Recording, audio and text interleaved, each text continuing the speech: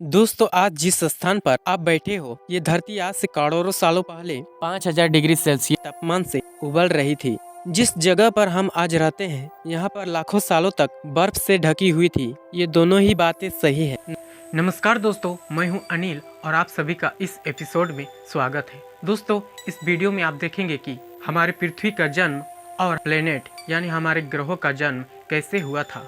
दोस्तों, अगर आपने अभी तक इस चैनल को सब्सक्राइब नहीं किए हैं तो सब्सक्राइब करके बेल आइकन दबा लें, क्योंकि इस चैनल पर इसी तरह के वीडियो लेकर आते रहते हैं। तो चलिए वीडियो को शुरू करते हैं। दोस्तों, जिस स्थान पर हमारा सौरमंडल है, यहाँ विभिन्न प्रकार के गैस और धूल के बादल हुआ करते थे। वैज्ञानिकों की माने तो इस गैस और धूल के बादलों से दूर एक तारा हुआ करता था। समय के साथ साथ इस तारे की ऊर्जा कम होने लगी, जिसके कारण इसके अंदर एक विशाल विस्फोट हुआ। विस्फोट के कारण अंतरिक्ष की ये धूल एक दूसरे के साथ जुड़ने लगे। इस दौरान बादलों में स्थित धूलकण दबाव और गर्मी के कारण बड़े उल्कापिंड और पत्थरों में परिवर्तित हो गए, और इसी दबाव की वजह से इन बादलों में मौजूद रेडियो एक्टिव पदार्थ ने ग्रेविटी का निर्माण किया। इस ग्रेविटी के कारण बीच में हाइड्रोजन और हीलियम इकट्ठा होने लगे। बीच के इस दबाव के कारण एक विशाल विस्फोट हुआ, और दोस्तों, इस विशाल विस्फोट के कारण हमारे सूर्य का जन्म हुआ। अंतरिक्ष में फैले एस्टेरॉयड यानी क्षुद्र ग्रहों में भारी वजन की वजह से सूर्य के नजदीक आकर सूर्य की परिक्रमा करने लगे। धीरे धीरे इन्हीं एस्टेरॉयड में भारी टकराव हुआ। उसके बाद मरकरी, वीनस, अर्थ और मार्स जैसे ग्रहों का निर्माण हुआ। वैज्ञानिकों के मुताबिक उस वक्त पृथ्वी और मंगल ग्रह के बीच थिया नामक ग्रह सूर्य की परिक्रमा किया करता था। पृथ्वी पर ग्रेविटी होने के कारण सूर्य की परिक्रमा करने वाले एस्टेरॉयड अब पृथ्वी की परिक्रमा करने लगे और धीरे धीरे करोड़ों सालों तक पृथ्वी पर गिरते रहे। और इसी घटना हमारे पड़ोसी ग्रह थिया पर भी हो रही थी, जिसके कारण थिया पृथ्वी के और करीब आने लगा और पृथ्वी से टकरा गया।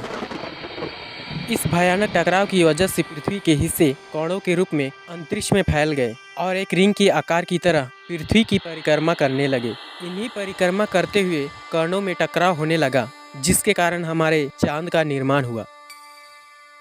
उस वक्त पृथ्वी पर सिर्फ एक ही समुद्र हुआ करता था, और वो था 900 डिग्री सेल्सियस के तापमान पर उबलती हुई लावे का, जो उबल रही थी। वो सारी चीज़ें जिसे आज हम अलग अलग नामों से जानते हैं। वक्त के साथ साथ पृथ्वी धीरे धीरे ठंडे होने लगी, जिसके कारण पृथ्वी के भारी तत्व जैसे धातु और रेडियो एक्टिव पदार्थ पृथ्वी के अंदर में जाकर इकट्ठा हो गए और हल्के पदार्थ की सतह पर आ गए। लाखों सालों तक पृथ्वी पर उल्कापिंडों की बरसात हुई, और इन गिरते हुए उल्कापिंडों में जमा था नमक, खनिज और पानी। करोड़ों सालों तक इन उल्कापिंडों की बरसात हो रही थी और धीरे धीरे पृथ्वी की ऊपरी सतह पानी से ढकने लगे। वैज्ञानिकों के मुताबिक यही वो समय था जब दूसरे ग्रह पानी के अंदर निकलते ज्वालामुखी से पहली बार सूक्ष्म जीवों का निर्माण हुआ। लाखों सालों के बाद एक समय ऐसा आया जब पृथ्वी की पूरी सतह पानी से ढक चुकी थी। हमारी पृथ्वी की सबसे अंदर का कोर रेडियो एक्टिव पदार्थ से बने होने के कारण हमेशा गर्म होता रहता है, लेकिन जब भी पृथ्वी की ऊपरी जमीन ठंडी हो जाती है तो पृथ्वी के अंदर की गर्मी बाहर नहीं निकल पाती, जिसके कारण ज्वालामुखी का निर्माण होता है। और उस समय भी ऐसा ही हुआ था। पानी से ढकी हुई पृथ्वी पर हजारों की संख्या में ज्वालामुखी निकलने लगे, और आने वाले लाखों सालों तक इन ज्वालामुखियों का निकलना जारी रहा, जिससे पानी के ऊपर जमीन का निर्माण हो रहा था। इस समय भी पृथ्वी पर वातावरण न होने के कारण अंतरिक्ष से उल्कापिंडों की बरसात होती रही। आज से लगभग 350 करोड़ साल पहले पृथ्वी पर ऐसा वक्त आया जब पृथ्वी का वातावरण स्थिर होने लगा। ज्वालामुखी निकलना कम हो गए थे और पृथ्वी का एक दिन 12 घंटे का हुआ करता था। साल बीतते गए और धीरे धीरे यह सूक्ष्म जीव विकसित होते गए और एक साथ रहने लगे। आज से लगभग 250 करोड़ साल पहले पहली बार पृथ्वी पर ऐसे जीवों का निर्माण हुआ जो जीने के लिए ये पानी के अंदर खनिज पदार्थ और धूप इस्तेमाल करते थे और मल त्याग के रूप में ऑक्सीजन बाहर निकालते थे। इस वक्त तक पृथ्वी पर ज्यादातर ज्वालामुखी निकलना बंद हो चुके थे।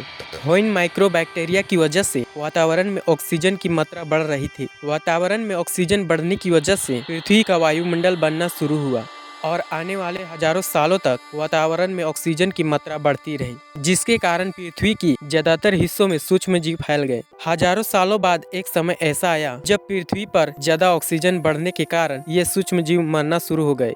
उस वक्त तक पृथ्वी का वातावरण ठंडा होने के साथ साथ ऑक्सीजन से भी भर चुका था, जिसके कारण जमीन और वातावरण में स्थित लोहे के खनिज पानी में स्थित ऑक्सीजन रिएक्ट होने लगे। और एक वक्त ऐसा आया जब धरती आज के मंगल ग्रह जैसे लाल हो चुकी थी। समय बीतने के साथ साथ धरती की टेक्टोनिक्स प्लेट में दरार होने लगी, जिसके कारण पृथ्वी के अंदर का लावा जमीन की तरह कई लाखों सालों तक खुला उबलता रहा।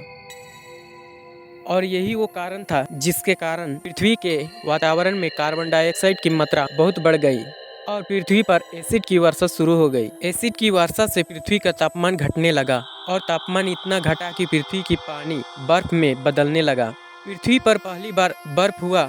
इस समय पृथ्वी पूरी तरह सफेद बर्फ से ढक चुकी थी। आमतौर पर सूर्य की किरणें जब धरती पर आती हैं तब धरती उन किरणों को सोख लेती है, लेकिन उस समय पृथ्वी पूरी बर्फ से ढक चुकी थी और धरती पर सफेद बर्फ चमकीले होने के कारण सूर्य की किरण धरती पर गिरने के बाद वापस चली जाती थी।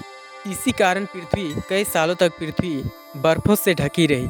लेकिन पृथ्वी के अंदर की गर्मी ज्वालामुखी के रूप में निकलना शुरू हो गई और इस ज्वालामुखी से निकलने वाले गर्मी ने पृथ्वी पर ढकी बर्फ को पिघलना शुरू कर दिया। इसी समय पृथ्वी के अंदर ऑक्सीजन को बचे कुछ सूक्ष्म जीव धीरे धीरे बदल रहे थे और अब वो अपने शरीर को बड़ा और मजबूत बनाने के लिए इस्तेमाल करने लगे थे। इस समय पानी में अलग से भी छोटे समुद्री पौधे निकलने शुरू हो चुके थे। बाहर जैसे जैसे ज्वालामुखी निकल रहे थे वैसे वैसे वातावरण कार्बन डाइऑक्साइड की वजह से गर्म हो रहा था। समय के साथ साथ बर्फ तो पिघलने लगे, लेकिन धरती पर फिर से एसिड की वर्षा शुरू हो गई, जिस कारण पृथ्वी फिर से ठंडी होने लगी और फिर पृथ्वी ज्यादातर सतहों से बर्फ से ढक गई। ये सब बार बार कई हजारों सालों तक होता रहा और इसी कारण से समुद्री जीव भी धीरे धीरे वातावरण के हिसाब से विकसित हो रहे थे। इस समय कई सारे जीव और समुद्री जंगल समाप्त हो गए, लेकिन जो बच गए वो धीरे धीरे पृथ्वी की बदलते तापमान की हिसाब से ढलते गए और हजारों सालों बाद समुद्री पेड़ बर्फ की वजह से पूरी तरह से न मरते न ही सूखते थे।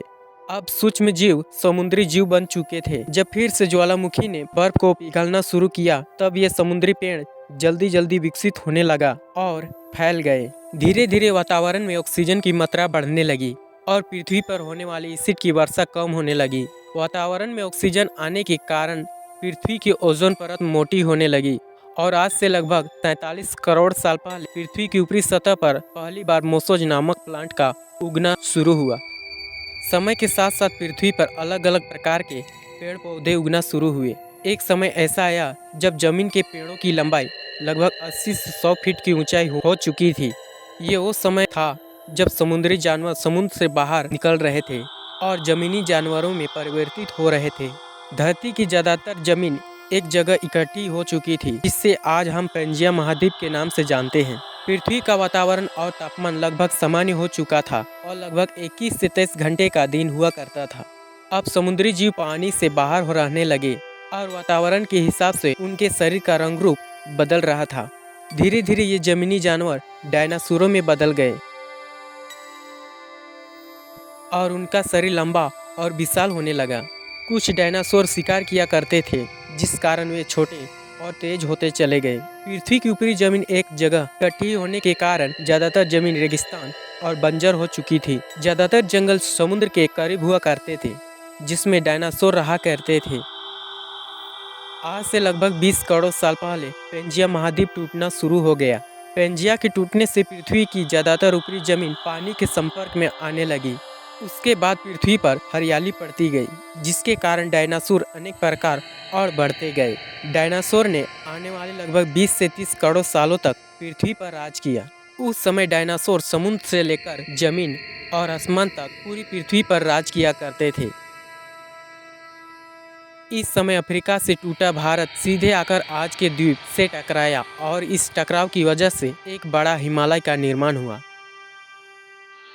आज से लगभग 6.5 करोड़ साल पहले पृथ्वी की तरफ आ रही आज के माउंट एवरेस्ट से भी बड़ा लगभग 4.5 लाख करोड़ किलो वजन से भी ज्यादा उल्कापिंड लगभग 80,000 किलोमीटर प्रति घंटे की स्पीड से पृथ्वी की ओर आ रहा था।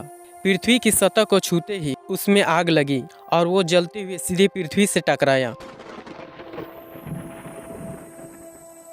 इस टकराव से निकलने वाली ऊर्जा आज के 10 करोड़ परमाणु को एक साथ फटने के बराबर थी। जहां पर ये उल्कापिंड गिरा वहां के जानवर जल गए। ये गिरते ही पृथ्वी पर पूरा धूल कण फैलने लगी, समुद्र में बाढ़ आने लगी, भूकंप होने लगी, आग से पूरा पृथ्वी जलने लगी। कुछ ही घंटों में पूरी पृथ्वी के वातावरण में हानिकारक गैस और धूल कण के कारण पूरी पृथ्वी नर्क बन गई। डायनासोर आग और भूखमरी से सारे के सारे मर गए। इस समय हमारे पूर्वज जमीन के नीचे लता गुफाओं में रहा करते थे, जिस कारण इस महाप्रलय से बच गए। पृथ्वी का वातावरण पूरी तरह से काला और अंधेरा हो चुका था, जिससे सूर्य की रोशनी धरती तक नहीं पहुंच पा रही थी। पृथ्वी, पेड़ और जानवर ज्यादातर विलुप्त हो गए। वातावरण में धूलकण और हानिकारक गैस के कारण पृथ्वी पर फिर से एसिड की वर्षा शुरू हो गई और पृथ्वी ठंडी होकर बर्फ से ढक गई। लेकिन इस बार पृथ्वी की बर्फ लाखों सालों तक नहीं जमी रही और 80 से 90 हजार साल बाद ये बर्फ पिघलना शुरू हो गई। जैसे ही पृथ्वी पर वातावरण फिर से हरियाली छाने लगी, वैसे ही लता गुफाओं में बसे जीव बाहर आना शुरू हो गए। उस वक्त पृथ्वी पर बर्फ पिघलनी शुरू ही हुई थी, जिसके कारण अफ्रीका में घने ठंडे जंगल हुआ करते थे और इसी समय ये जमीनी जीव बंदरों में परिवर्तित हुए। लेकिन जैसे जैसे पृथ्वी गर्म होने लगी, वैसे वैसे अफ्रीका के ये जंगल सूखने लगे। जंगल की चीजें खाने वाले बंदरों को खाने की कमी होने लगी। चारे की तलाश में ये बंदर चलना शुरू कर दिए, जिससे उन्हें दूसरे जानवरों को शिकार करने में मदद मिलती थी। धीरे धीरे बंदर वानर में परिवर्तित हुए। खाने की तलाश में ये पृथ्वी की दूसरी जगहों में फैलने लगे और धीरे धीरे उनके शरीर का रंग रूप वहाँ के मौसम के अनुसार बदलता गया। वक्त के साथ साथ हम आदिवासी बने। हमें हथियारों से लेकर आग तक का आविष्कार किया। हम धीरे धीरे इंसान के रूप में विकसित हुए। हम धर्म से लेकर परिवार, भाषा और संस्कृति का निर्माण किया और समय के साथ साथ हम विकसित होते चले गए और आज हम इस पृथ्वी की सबसे विकसित प्रजाति बन चुके हैं। पृथ्वी को आज के जैसे बनने में लगभग 450 करोड़ साल से भी ज्यादा का समय लगा है और हमें एक छोटे से जमीन में रहने वाले जानवर से इंसान बनने में कई लाखों सालों का समय लगा। अगर हमने इन 100 सालों में जितना पृथ्वी को गंदा और तबाह किया है, उतना आज तक किसी भी प्रजाति ने नहीं किया होगा। अब फिर से धरती को गर्म कर रहे हैं और कार्बन डाइऑक्साइड की मात्रा बढ़ा रहे हैं। वैज्ञानिकों का मानना है कि पृथ्वी पर फिर से एक विशाल परिवर्तन होने वाला है। दोस्तों, भविष्य में हम इंसानों की जीवन कैसी होगी, हमें कमेंट सेक्शन में जरूर बताना। दोस्तों, ऐसे ही वीडियो देखने के लिए आप हमारे इस चैनल को सब्सक्राइब करके बेल आइकन दबा लें, ताकि हमारे नए आने वाले वीडियो का नोटिफिकेशन आपको समय पर मिल सके। दोस्तों, वीडियो पसंद आए तो लाइक करें, अपने दोस्तों के पास शेयर करें और आपके मन में कोई सवाल है तो हमें कमेंट बॉक्स में लिख के जरूर बताएं।